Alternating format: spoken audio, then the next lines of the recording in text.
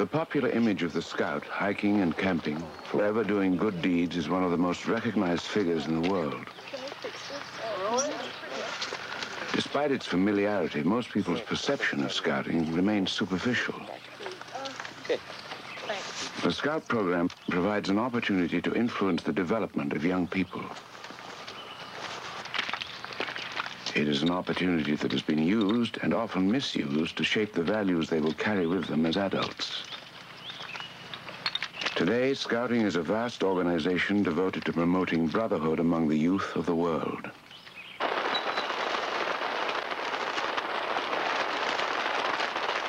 Every 4 years, thousands of young people convene at the World Scout Jamboree to experience their common humanity.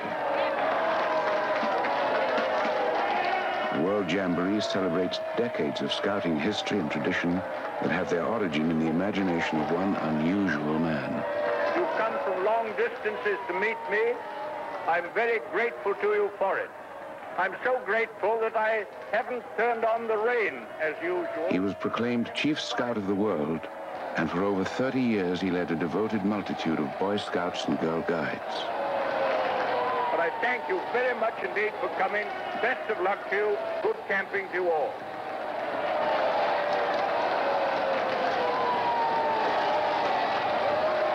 He was known as BP. Robert Stevenson Smythe Baden-Powell was one of the most influential men of his time, idolized by millions as the creator of Scouting. Well, I think it almost bordered on reverence. He was the founder, he was the figurehead, everybody had seen his picture. And I remember in 1923 as a cub, we all lined up to meet him, and as he passed, we sort of got a glimpse of a wonderful person. His words were phased in words that somehow or other seemed to attract boys. I know he sure attracted me as a leader the first time I ever saw him, and your heart just went out to him.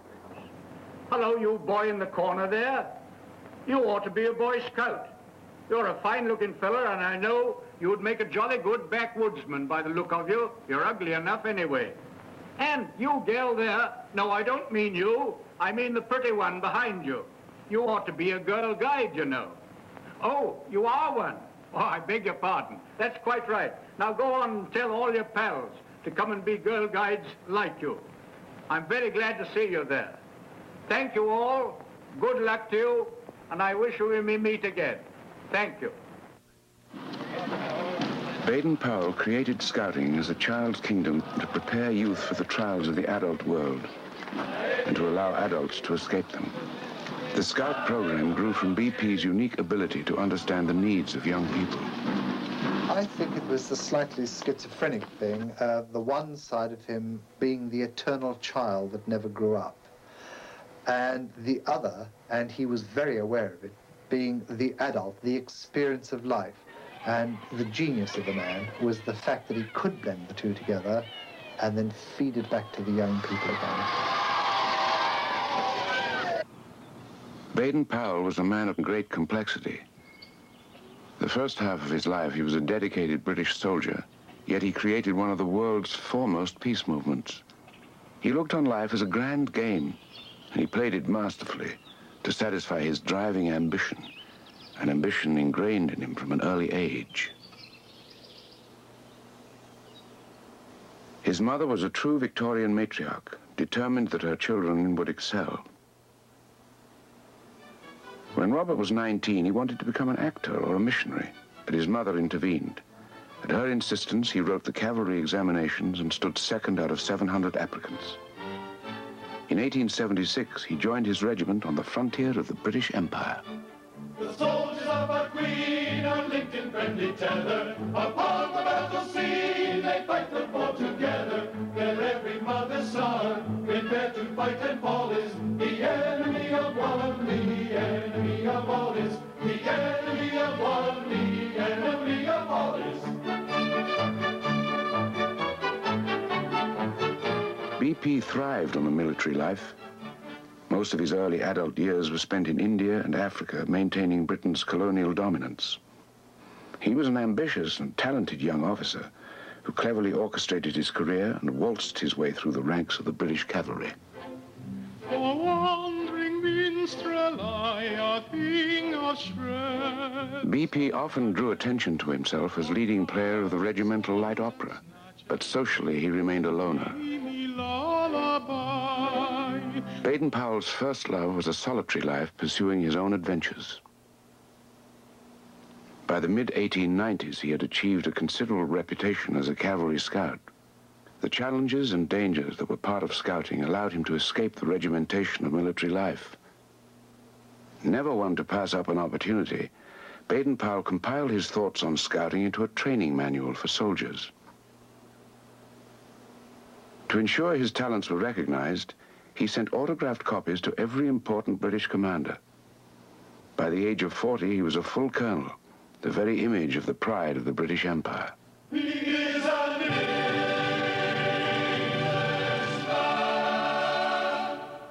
He is an Englishman, for he himself has said it, and it's greatly to his credit that he is an Englishman.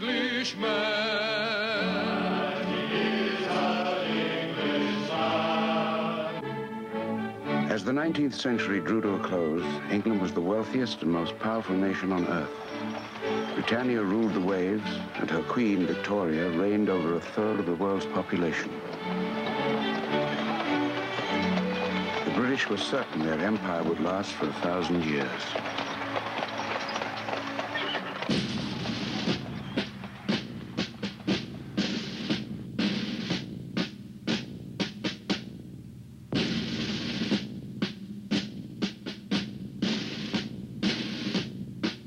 But in the fall of 1899, the small South African Republic of the Transvaal shattered the empire's facade of invincibility.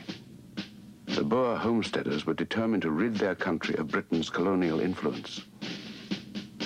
When the war began, the British expected to win in a matter of weeks, but their overly regimented troops were no match for the Boer commandos. The first months of the South African War were a disaster for the British, except for one peculiar episode. The Siege of Mafeking. Baden-Powell positioned his men in the small town of Mafeking. Within days, 9,000 Boer troops surrounded his garrison, but they did not launch an all-out attack. The Boer strategy was to bombard the British and wait for them to give in. The Siege of Mafeking had begun.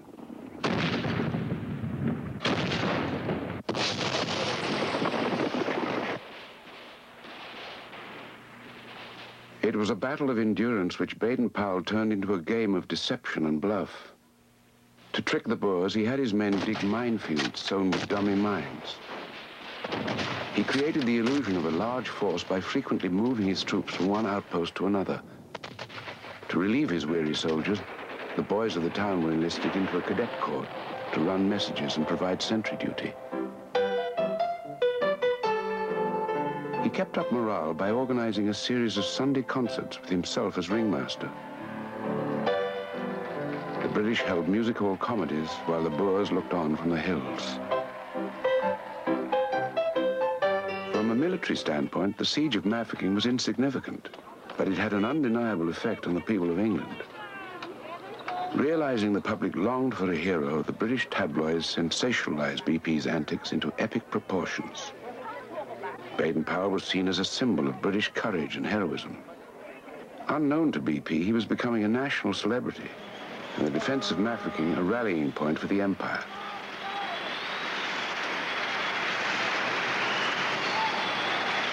Saving the town became a national obsession. Volunteers flocked into the military. Back in Mafeking, there was little to get excited about. The siege settled into a tedious routine. The Boers gradually lost interest in the town, and most of their men were sent to more important action. By the spring of 1900, the war began to turn to the British. Thousands of troops were arriving daily, and the race was on to save the defenders of Mafeking. Finally, after 216 days of the siege, a relief force reached the town. And when the news hit London,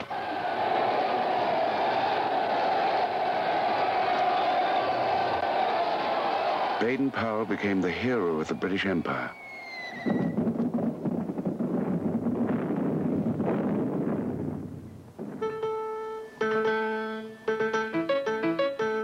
Hurrah, hurrah, let us laugh and sing. God bless Powell and the lads at Mafeking. Cheer, cheer, cheer, let the joy bells ring. Shout, shout, shout, relief at Mafeking. Say, say, say, oh, what Britons do, who fight for dear old England and the red, white and blue. As a result of his immense popularity, BP was promoted to the rank of Major General. But his performance at Mafeking had earned him the mistrust of his superiors. They resented the notoriety he attracted while other men were dying in battle, and felt it foolish he had been trapped there in the first place. A few months after the siege, BP was relieved of his active command. Although his fame never faded in the public eye, the hero of Mafeking found himself relegated to increasingly ceremonial roles. In 1903, Baden-Powell was brought home to assume the position of Inspector General of Cavalry. But the England he returned to was entering a period of profound disillusionment.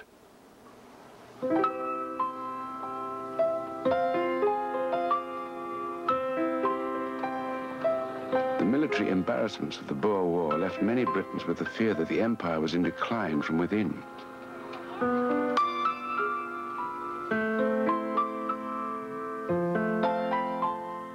One popular theory traced the roots of national decay to the boyhoods of British citizens.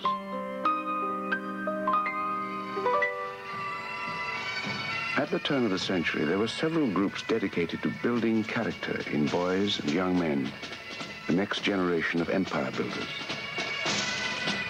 The largest was the Boys' Brigade, which often asked BP to attend their public demonstrations. The brigade was created to instill discipline and true Christian manliness in boys through military drill and Bible study. While BP was impressed with the brigade's purpose and patriotic zeal, he was not impressed by the regimentation of its methods. Baden-Powell felt that a more imaginative program would attract more boys and go much further in building character in them. The hero of Mafeking found himself in a unique position to influence the youth of the day. A popular boys' magazine had run a series of articles based on his army manual, Aids to Scouting. The stories described his adventures as a frontier scout, and many boys emulated BP in their own scouting games. It occurred to Baden-Powell that some form of organized scout training would benefit boys and the empire. This insight came to him at a critical point in his life. In 1907, his term as Inspector General of Cavalry had come to an end. At the age of 50, Lieutenant General Baden-Powell was faced with retirement to the reserves.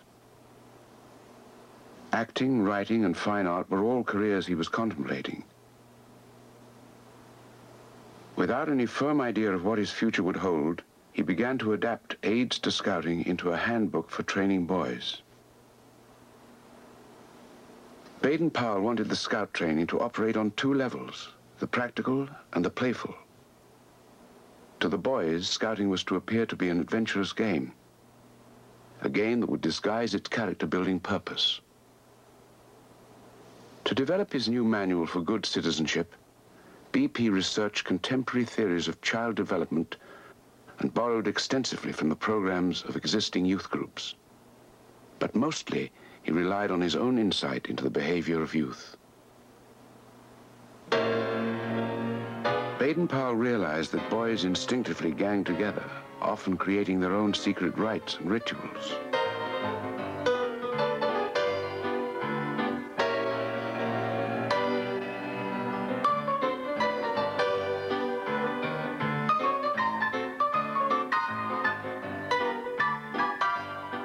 He also knew that within the group, a leader would naturally emerge.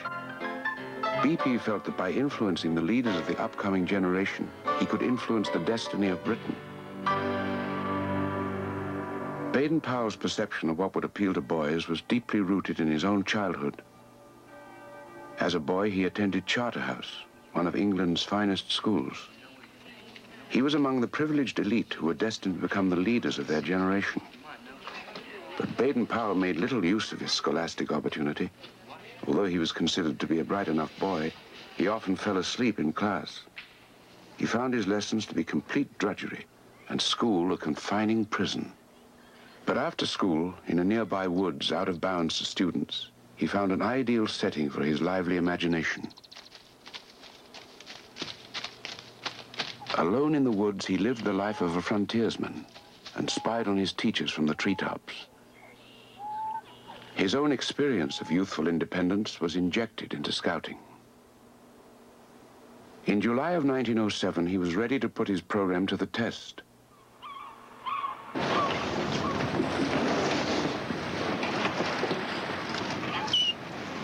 He decided to conduct an experimental camp at the site of one of his own childhood adventures.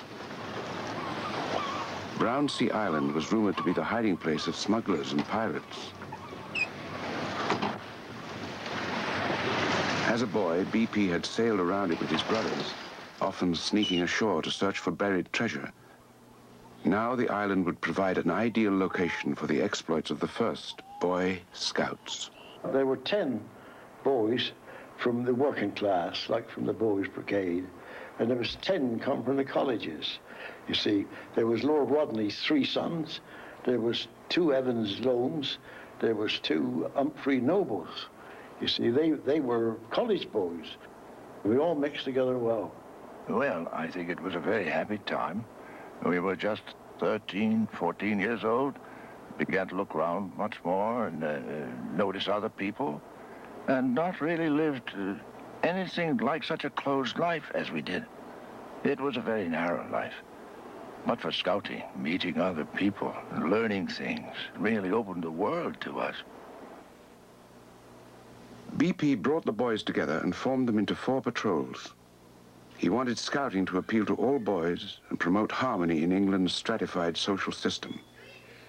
He instructed the boys in camping, life-saving, and patriotism, all taught through stories and games. But the highlight for each patrol was the overnight camp they spent by themselves. That night, the boys had to make their own biscuits, scout style, in someone's coat. And when we got about 100 yards off of the castle along the sand, we pitched there to do this. And we got down, I got down on the sand with this coat and this flour and was mixing it up. And you know, there was millions of little sandhoppers jumping into it. So, you know, I kept on mixing them in and rolled them up, made them and cooked them. They ate it, but I didn't eat none of it because I see all these little things jumping in it. I couldn't fancy that, could you? It's terrible, wasn't it? The scout training captivated the boys, and they all joined into BP's new game with enthusiasm. But it was BP's unique way of relating to them that impressed the boys the most. He never put us in a position where we felt awkward or silly. He was always there to help. He was at the back of you. And this is where he brought the best out of really all the boys, I'm quite sure. Well, he never tried to ride the high horse over us, nothing. Never, there was no bullying or nothing. No restrictions put on us at all. He absolutely put us on our honor, and that was it. After the Brownsea camp, Baden-Powell was ready to take his Boy Scout program to the public. He struck a deal to release his book through one of England's most powerful publishers, Cyril Arthur Pearson. BP would get his Boy Scouts launched, and Pearson would acquire a new addition to his publishing empire. In February of 1908, Scouting for Boys went to press. The book came out in a series of installments, and boys bought them up as fast as they hit the shelves.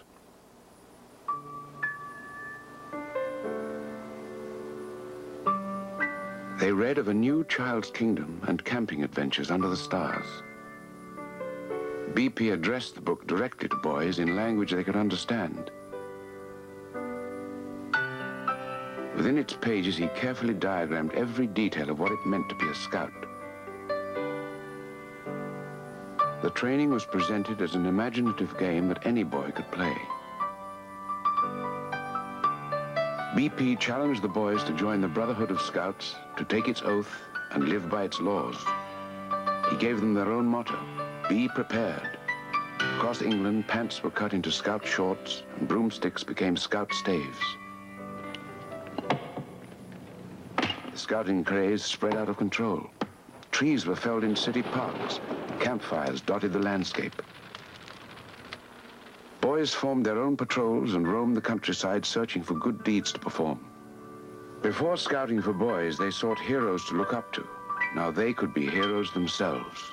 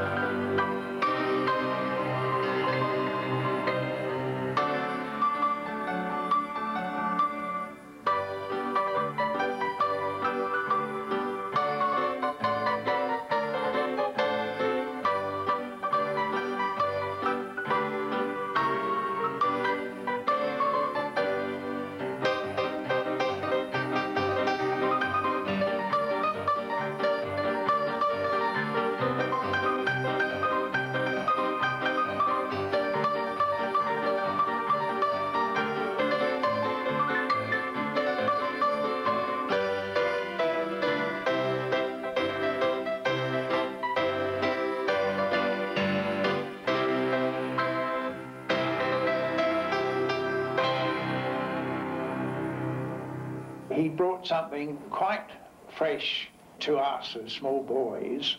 Scouting was a game and an adventure, and the idea of spending much more time in the open to get to camping, lighting fires, cooking your own meals, it was really something new. Baden-Powell's carefully contrived program to build better Britons grew at an incredible rate. Within months, over 100,000 youths were registered as Boy Scouts. By the fall of 1909, the Scouts were recognized as an important and zealous social movement. BP decided to show off his creation with a rally at the Crystal Palace in London. Among the 10,000 Boy Scouts gathered that day was a small but conspicuous group.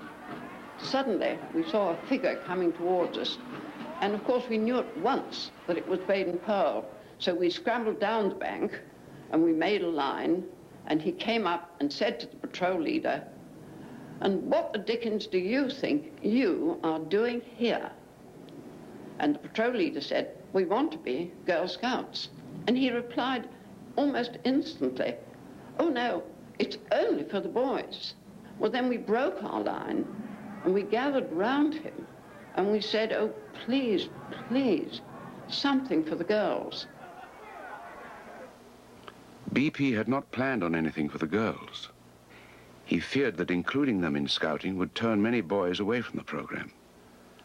However, he did feel that women had an important role to play as efficient homemakers and cheery companions. So he created a separate movement for them. BP handed the task of leading the Girl Guides to his sister, a 50-year-old spinster who had little experience beyond the confines of her mother's parlor. Agnes Baden-Powell fashioned the Girl Guides after the Victorian ideal of womanhood and titled her handbook, "What Girls Can Do to Help Build Up the Empire." Emancipation for women was a long way off. In the early days of the movement, few of the problems BP faced were as easily handled as the Girl Guide issue. He was constantly criticized for encouraging militarism in scouting. In Scouting for Boys, Baden-Powell asked the scouts to learn how to shoot and insisted they always obey orders.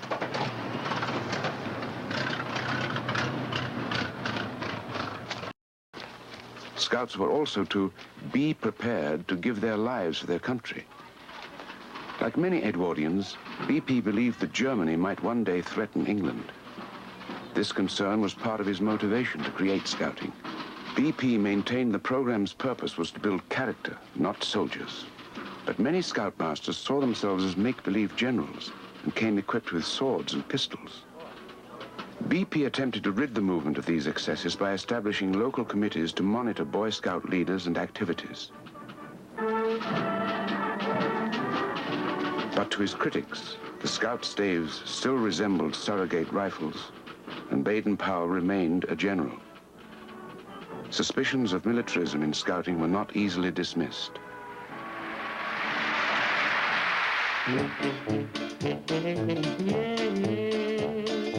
Perhaps the most bruising problem of all was the ridicule suffered by the boys themselves. Scouts soon learned that those who are open about their beliefs are also open to attack.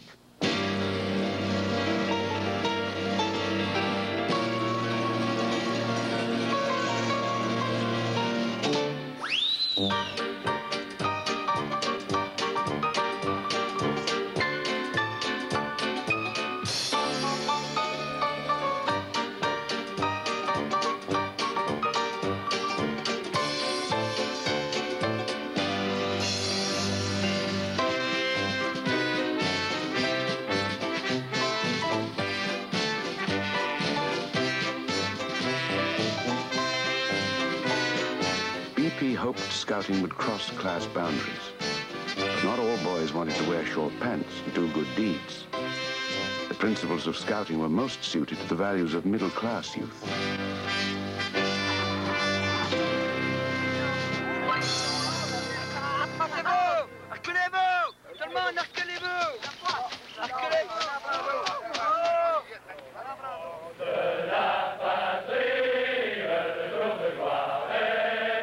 Baden-Powell only intended to influence the young men of Britain.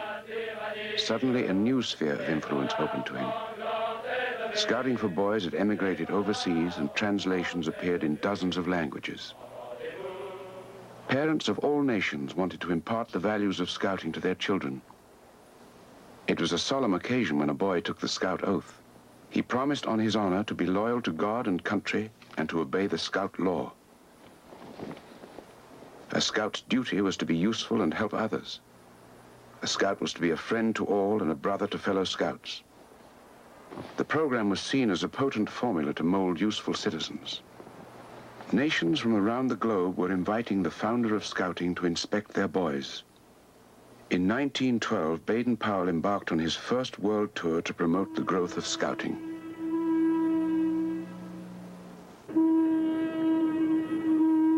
The ship would take him first to the Caribbean and then on to New York.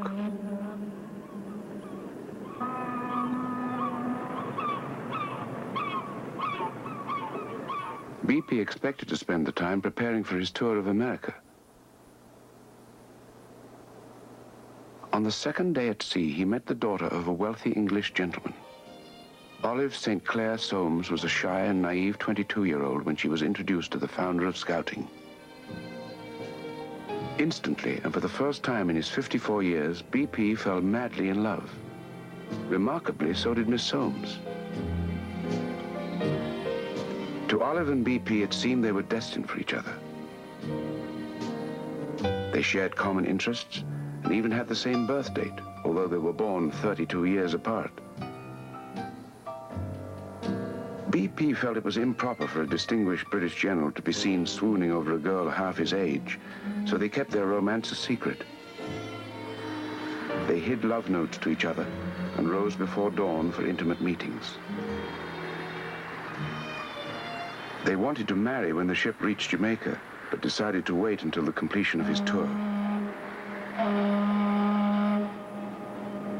Olive returned to England, and BP sailed on to America. They had been together for only 3 weeks.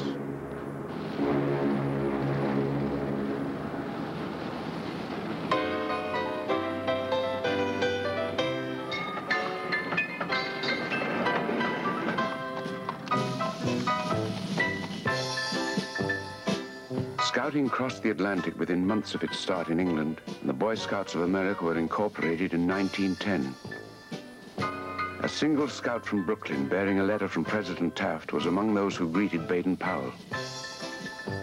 The president invited BP to begin his inspection of scouting from the steps of the White House.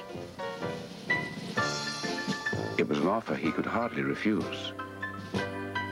Baden-Powell wanted scouting to be larger than life, so he attracted support from men who were larger than life.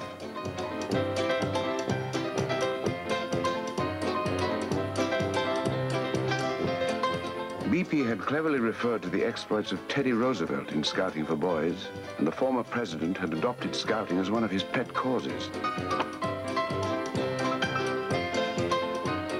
Beyond extolling the benefits of outdoor life, BP's program coincided with many values of the time.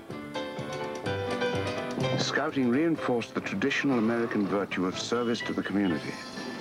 BP skillfully camouflaged the chore by presenting civic duty as the challenge to perform a daily good turn. It was one of the attractions that made scouting contagious. I recall one incident that illustrates that. One day in school, I was in the 6th or 7th grade, a notice came in for all boys in the room who were scouts to report at the office. There was some special occasion, some reason for that. Every one of us got up and left the room with the exception of one lad. He was from a rather prominent family too, but he hadn't joined the Scouts. He did shortly after that.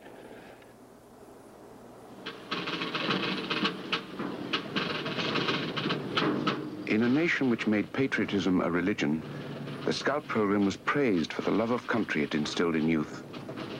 Scouting also molded efficient individuals who respected rules and worked well with others, important qualities in progressive era America. Like most Scout associations, the Boy Scouts of America attracted the sponsorship of the country's wealthiest patrons. A national headquarters was established in New York, and a centralized administration installed. Corporate America created corporate scouting. Prominent in the Boy Scouts of America hierarchy was a well-known naturalist, Ernest Thompson Seton. Born in England and raised in Canada, he built a reputation in America for his work among youth. In 1902, he wrote a series of articles that encouraged boys to learn the ways of the Red Indian. The result was a small organization, Seton's Woodcraft Indians. Seton published a manual for his tribes to follow 2 years before Scouting for Boys was released, and now he accused Baden-Powell of stealing his ideas.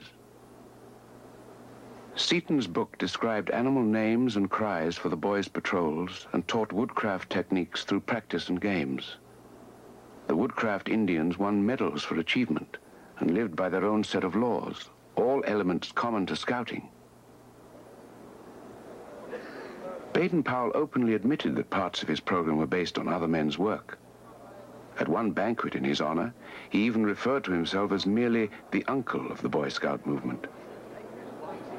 But there was no doubt that BP was the founder and catalyst of scouting. Baden-Powell's scouts succeeded where the Woodcraft Indians failed. Seton urged boys to return to primitive nobility in defiance of modernization. He went against the mainstream of American society, which had completely embraced the Boy Scout program.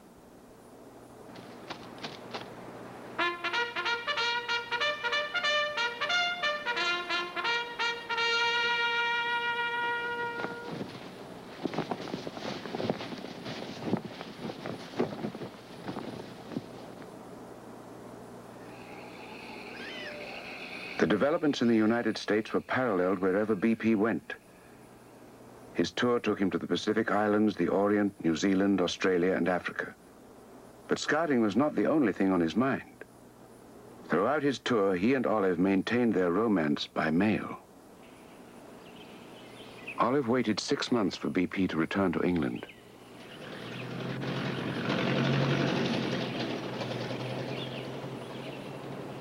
When he finally arrived at her parents' home, he gave her a Boy Scout ring to make their engagement official. Olive was sure of her love for BP, but not quite so enthusiastic about the adulation that came with him. hip, hip, hip. When she heard that the Army, the Navy, and the Scouts had planned a great display at their wedding, she asked BP to elope. They compromised and took their vows in a small family ceremony. On the very day of their anniversary, Olive gave birth to a son, the first of their 3 children. They named him Peter, after their favorite play, Peter Pan. The events of the past few years were a period of remarkable change for Baden-Powell. In the wake of his world tour, he reappraised his view of Scouting's ultimate purpose. By 1914, BP began to perceive of the Boy Scout program as a way of fostering brotherhood among the youth of the world. It was an aspiration that was shattered by the horror of the First World War.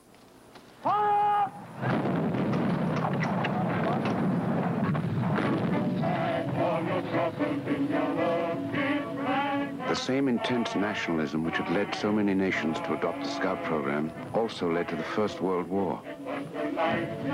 When fighting broke out, Baden-Powell asked his Scout leaders to mobilize their senior boys for immediate action. In Baden-Powell's view, the men of peace-loving countries were bound by duty to defend against those nations who failed to share the brotherhood ideal. Among the first wave of volunteers were 150,000 former Scouts who quickly learned the harsh realities of trench warfare. Defending the ideals of peace became Baden-Powell's obsession throughout the war years. He wrote 2 books, Marksmanship for Boys and Quick Training for War. On the home front, he had his Scouts run messages for the War Office. They filled in wherever they could, replacing men who had left for the front. They guarded bridges and patrolled the coast. Some even lost their lives under enemy fire. When the war began, the Boy Scouts were America's largest uniformed force. They proved their value during the Liberty Loan drives, raising over $350 million for the war effort. But the image of the Scout, always prepared to serve his country, was a useful propaganda tool as well.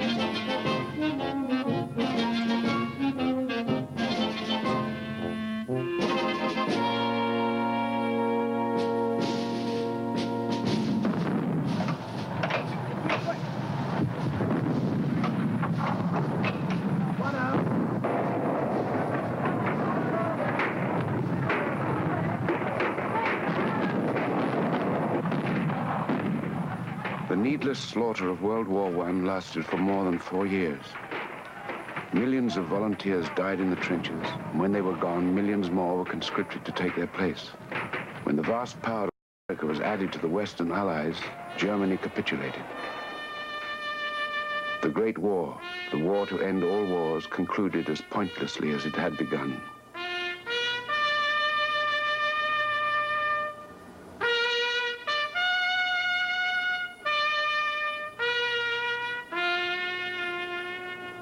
No one was left untouched by the war, but few people were more affected than Baden-Powell. There was an eerie quiet in the Scout meeting places.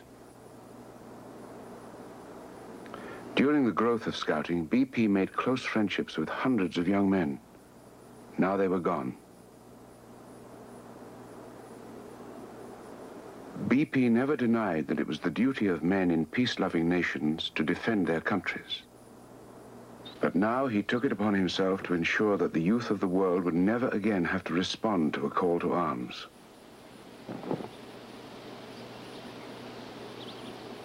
He refocused his own mission and the purpose of scouting throughout the world to promote peace and brotherhood among nations. A war-weary world turned to the Scout movement with the hope of breeding peace into future generations. It was a challenge BP and the Scouts were equal to. In 1920, Baden-Powell convened the first World Scout Jamboree, a celebration of the potential of youth. The Jamboree would bring together Scouts from around the world to experience their common humanity.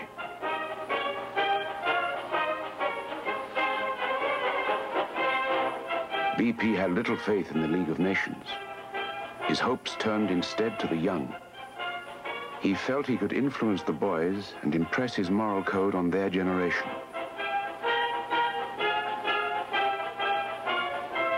Scout mythology records that on the last day of the Jamboree, a single boy approached Baden-Powell and gave him the title Chief Scout of the World. In reality, BP had suggested this distinction for himself years earlier. The post-war years brought an important development for the Girl Guides as well. Olive Baden-Powell established herself as an enthusiastic leader and was acclaimed World Chief Guide. Throughout the 20s and 30s, the Baden-Powells traveled the world to promote the growth of the Scout and Guide movements. Together, they campaigned to encourage international brotherhood. BP had a very clear purpose for his Scouts. I think he really did feel that scouting could expand throughout the world, because what he was saying to people is, it doesn't matter whether you're Chilean, it doesn't matter whether you're Mexican, it doesn't matter whether you're Indonesian, Australian, British. There was no reason why a moral code shouldn't extend across frontiers to foreign countries, because he'd lived in that sort of environment all his life. He really did believe that if he could get enough people to be scouts in other countries following the same laws as each other, that there must eventually be world peace. Baden-Powell's vision for scouting was not unusual for the times. In the decade after the war, plans for peace were greeted with optimism. BP's efforts were among the most promising. In 10 years, his following had increased tenfold, surpassing 1 million. They represented every race and religion of the world, and they were eager to follow the word of the Chief Scout. And now I would ask you to listen to your promise and think it over as you've never thought before. You promise, on my honor, your honor, mind you, to do my best, to do my duty to God and to the King, and to obey the Scout law. Will you do your best? Answer me.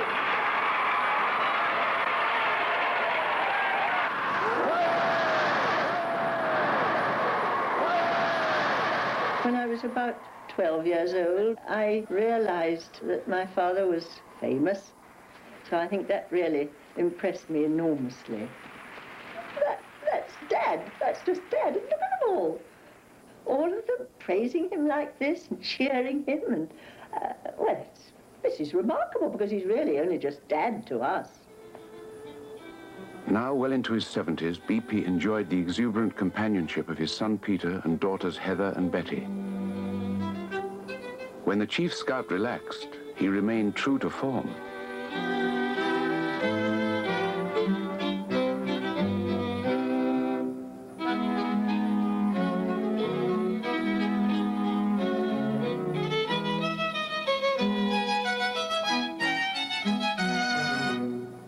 He tried to help us to develop every talent we had in the same way that he was encouraging other people's children to do the same.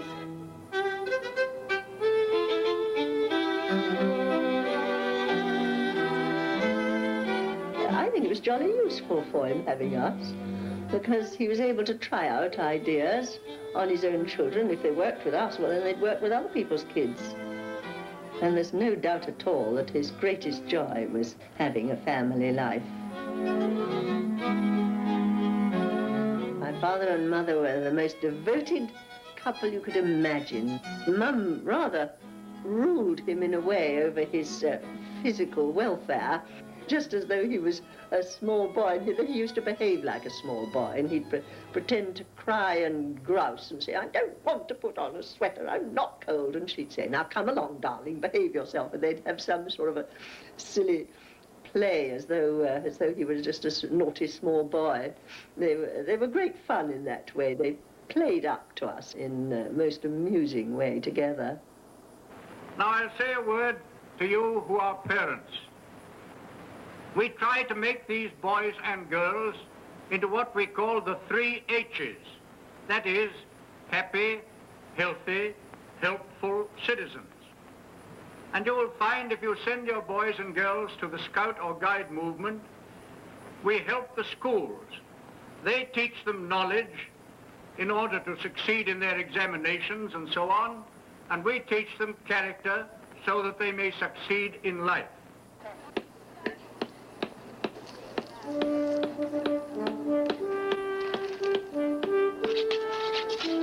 "25 years after its founding, the appeal of the Scout movement was undiminished among young people and their parents. The novelty of the program had long passed, but Scouting proved timeless in its appeal. Now, the sons and daughters of the first generation of Scouts and Guides renewed the movement's vitality. By the mid-30s, Scouting was permanently woven into the fabric of society. That was hard work getting this badge. I'll say it took me a year and 8 months.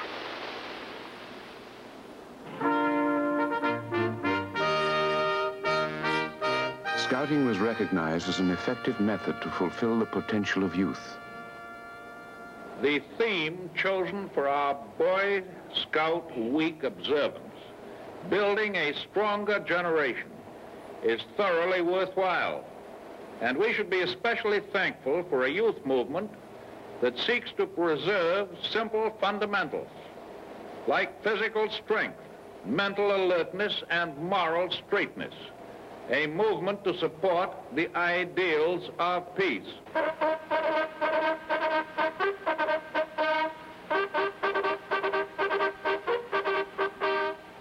Baden-Powell's drive for peace reached a crescendo in 1933 at the 4th World Jamboree in Godelo, Hungary. It was Scouting's largest celebration with over 25,000 participants from 32 countries. The 20s had been a period of prosperity and hope. Now all nations were overwhelmed by the Great Depression. The darkness of totalitarianism was descending on the world as the Scouts celebrated their Festival of Youth.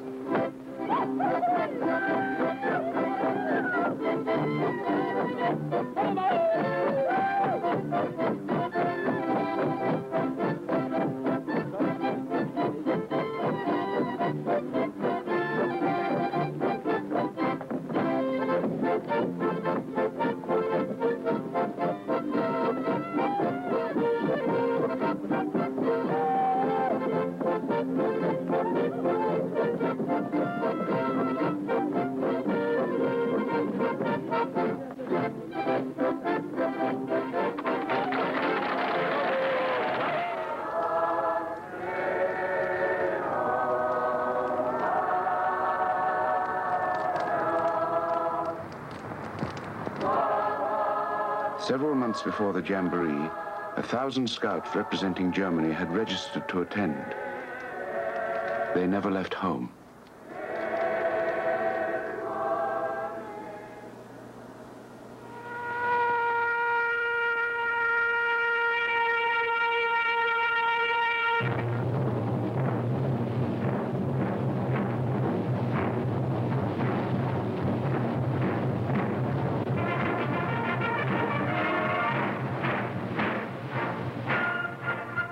Adolf Hitler became Chancellor, he banned the Boy Scout movement. Membership in the new Hitler Youth was compulsory. Hitler's program for young people was modeled directly on Scouting, but with a different purpose.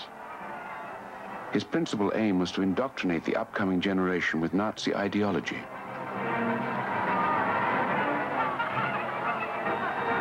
In his version of the Scout Oath, the Hitler Youth promised to sacrifice their lives at the whim of the Führer.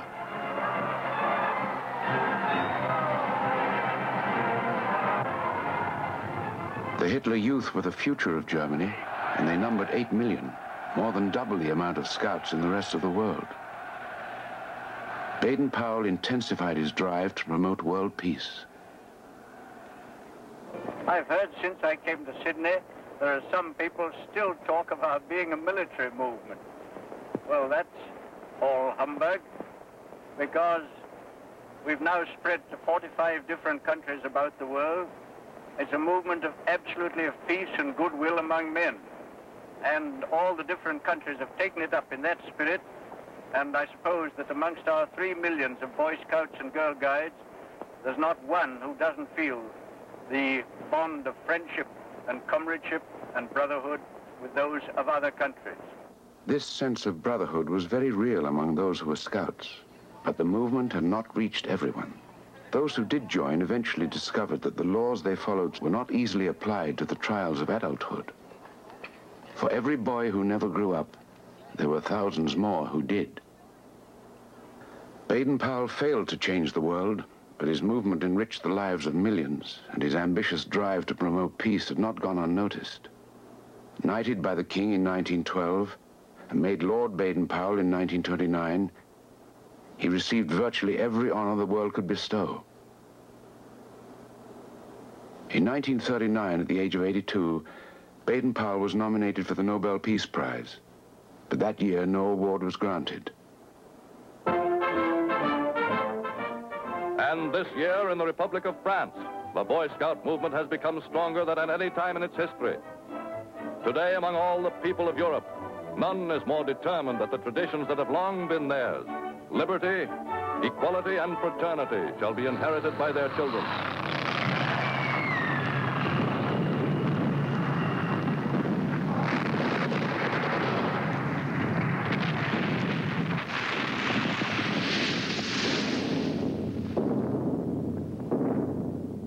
Oh, he was shattered. There's no doubt about it. He was very, very disillusioned and very upset. But by then he was a very old man. And he realized that this was beyond him, that all he'd worked for was just falling into decay and ruins. He must have been very broken, because it appeared that he was. By the way he went to Kenya, by the way he didn't really wish to come back to Europe. About to leave the foggy shores of Britain, Lord Baden-Powell. I wish you were going with me, a lot of you, not only to see the place, but to settle there in that happy country. So come along in your thoughts if you can't come of yourselves. And you remember that there are crowds of your brother Scouts out there ready to welcome you. And so from fog into sunshine went this amazing veteran who never seems to grow any older. Baden-Powell spent the last 2 years of his life at his retirement home in Nyeri, Kenya. He never lost faith in his movement, and he never stopped urging the Scouts to renew their brotherhood when the war was over. I can remember his peacefulness. He was very peaceful by that time, rather resigned to being out of things and leaving things to other people. Guilty to not being in it, but realizing that, of course, at his age, he couldn't do it. He wasn't physically very comfortable by that time. He had several ailments that were rather uncomfortable, and so I think he was really getting very ready to go and very contented to leave to others the job that he'd started, realizing that they would be able to carry on very well indeed, thanks to his inspiration.